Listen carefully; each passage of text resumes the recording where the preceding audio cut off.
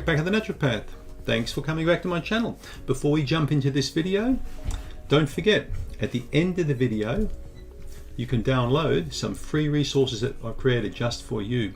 The Candida Diet and Cleanse Starter Guide, the Ultimate Candida shopping list, the diet shopping list, and also the Candida Symptom Tracker, which you're going to find very useful. So these are all for free. So at the end of the video, just jump into yeastinfection.org/goodies and you can download these things at no charge at all. If you have any questions, remember you can always ask those and either I can get back to you or the team. So thanks for tuning in and we'll catch up with you at the end of the video.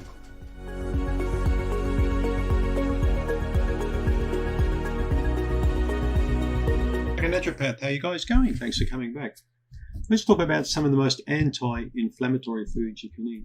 So these are anti-pizza food, anti-Coca-Cola, anti-Kentucky Fried Chicken, anti-McDonald's foods. Okay, these are basically the opposite.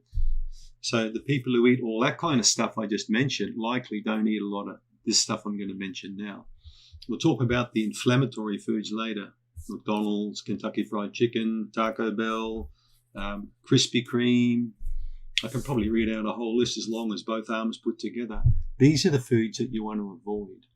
The foods I just mentioned there. These are inflammatory foods. They inflame, okay? It's like someone poking you with a needle all the time. It hurts. So those are the foods you've got to avoid. So let's look at the anti-inflammatories. Probably one of the best foods you can eat for reducing inflammation is something I've got right there in the yard at the moment. Raspberries and blueberries. I've got about a 20-meter long stand of raspberries growing. There's just pounds and pounds hanging there ready to pick. So we're normally picking from now right through for another 4 to 6 weeks, probably even 8 weeks. And I normally snap freeze them, I put them in a big bag, then vacuum pack them. But I would eat easily a small bowl every day of raspberries. Blueberries are coming in the next few weeks. And we've got about 30 blueberry bushes. And we eat blueberries all the time. So these berries contain anthocyanins. They contain very powerful compounds that reduce inflammation in the body. There is no doubt, all the studies I've looked at show that people who eat blueberries long term have got great vision. They've got nice skin. They've got better circulation. The person just looks and feels younger.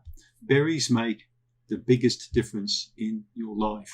If I could get every person out there eating a small amount of berries every day, they'd slowly find that their need for all that junk I spoke before will go down, down, down. You don't go to McDonald's to buy a big serving of raspberries. If you do, it's probably got about 5 tablespoons of sugar in with it, you know.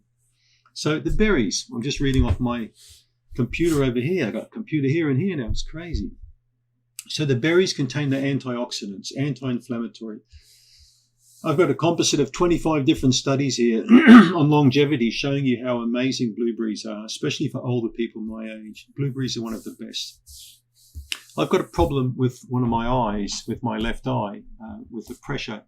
I've got pressure problems in the family. But the berries are keeping it at bay without medication, which is a really good thing. The intraocular pressure can go up, but blueberries are shown to reduce that. So reduce inflammation. I don't take any medications and I never will. I'm not a medication person. So berries really are, in my opinion, one of the pinnacle foods for reducing inflammation. The second one is fatty fish. Now, how many people out there eat fatty fish? I like herring that's raw or that's pickled. So oily fish or fatty fish. So fatty fish contains 2 major compounds, EPA and DHA, which are both anti-inflammatory fatty acids.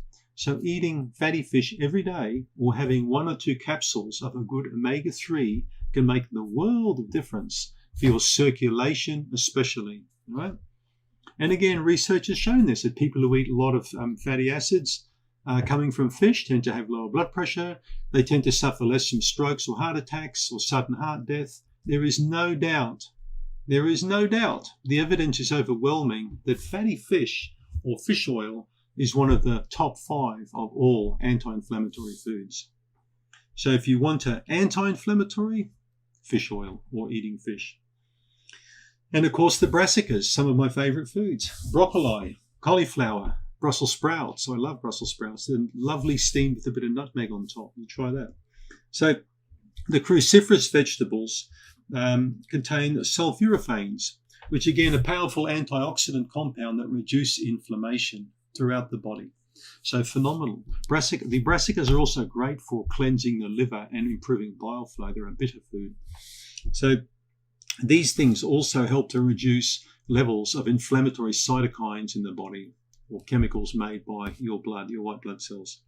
The fourth one, again, another food I grow, avocados. I have 2 avocado trees at the moment. We've got several hundred avocados hanging off them. We eat avocados every day. And so I have 1 big avocado every single day. When you eat avocados, you've got an anti-pooping problem. You are pooping like a bird. You will never, ever, ever have a pooping problem if you eat 1 avocado per day. Never have a pooping problem. Not only that, your skin will look almost as good as mine. Well, my skin's not that bad, is it? But avocados contain up to 40% fat or more, plant-based fats. It's basically nature's big green vitamin pill. So people who eat avocados all the time are getting an incredible amount of potassium, magnesium, calcium, all of these minerals that come from the ground going into the fats of the plant. Carotenoids, tocopherols, and vitamin E. So studies have also shown that people who eat avocados every day have got a significantly reduced rate of heart problems and circulatory problems.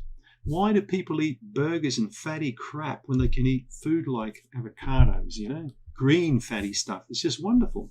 So the other interesting thing I found studies with avocados is people who eat avocados all the time don't seem to have weight problems. Okay, they don't. Avocados, a good size avocado is like eating probably a 2-pound steak. You won't want any food for a long time after that, right? In one high-quality study, 51 adults with excess weight who ate an avocado for 12 weeks had markedly reduced inflammatory markers of interleukin-1 beta and C-reactive protein. So again, studies can validate all the nonsense I'm coming up with, okay? Let's have a look at some other ones. There are so many we could talk about. There's grapes, there's mushrooms, turmeric. Turmeric is another one. There are many spices that actually work as anti-inflammatory agents too.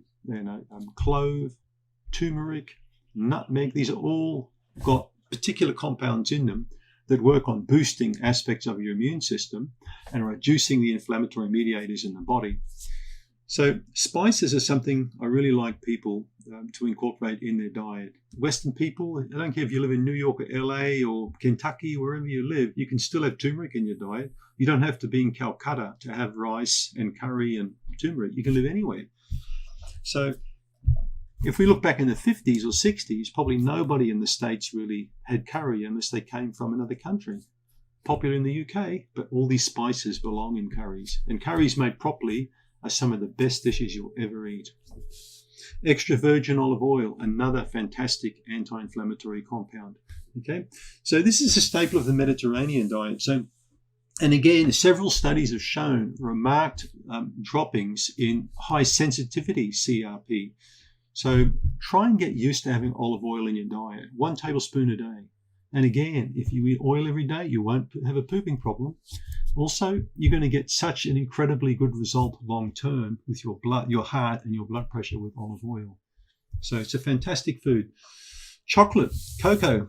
We're only talking 1 or 2 small slices a day. So green tea and chocolate are similar in that they've got compounds that have a similar kind of effect in the body. Very powerful anti-inflammatory effects. They've got flavonols in them.